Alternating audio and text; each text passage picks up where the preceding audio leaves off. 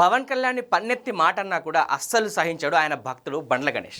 అది సెలబ్రిటీ అయినా కావచ్చు, రాజకీయ నాయకుడైనా కావచ్చు. పవన్ కళ్యాణ్ ఎక్కువగా విమర్శించే వారిలో ప్రకాష్ రాజ్ ముందు వరుసలో ఉంటాడు. ఆ విషయం అందరికి తెలుసు. పవన్ ని ఏదో ఒకటి అనంది ప్రకాష్ రాజ్ కి నిద్ర పట్టదు. అయితే రీసెంట్ గా పవన్ కళ్యాణ్ ప్రెస్ మీట్ పెట్టి తెలంగాణలోనూ జనసేనను బలోపేతం చేయబోతున్నానని స్ట్రాంగ్ గా చెప్పారు. అదే విషయంపై ప్రకాష్ రాజ్ ఈ రోజు ఒక ట్వీట్ వేశాడు. ప్రకాష్ రాజ్ ఎప్పుడు తన ట్విట్టర్ ద్వారా జస్ట్ ఆస్కింగ్ అనే హ్యాష్ ట్యాగ్ తో కొన్ని ట్వీట్స్ చేస్తుంటాడు.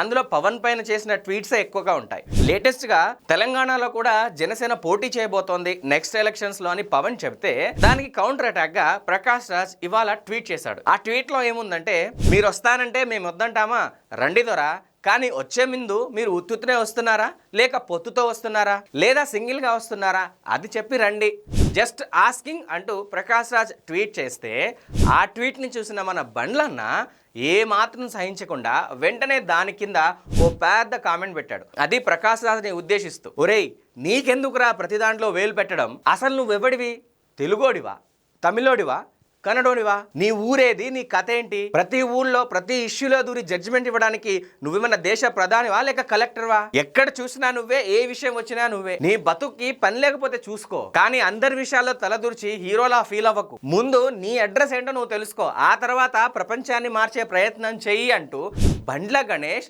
ప్రకాష్ రాజ్ ని కౌంటర్ అటాక్ చేశాడు. ఇప్పుడు బండ్లన్న చేసిన ట్వీట్ సోషల్ మీడియాలో ఫుల్ వైరల్ గా మారిపోయింది. పవన్ ఫ్యాన్స్ అయితే ఈ ట్వీట్ చూసి దెబ్బ అదుర్చు కదూ, దూల తీరిపోయింది అంటూ రకరకాల ఫన్నీ మీమ్స్ తో ట్రోల్ చేస్తున్నారు.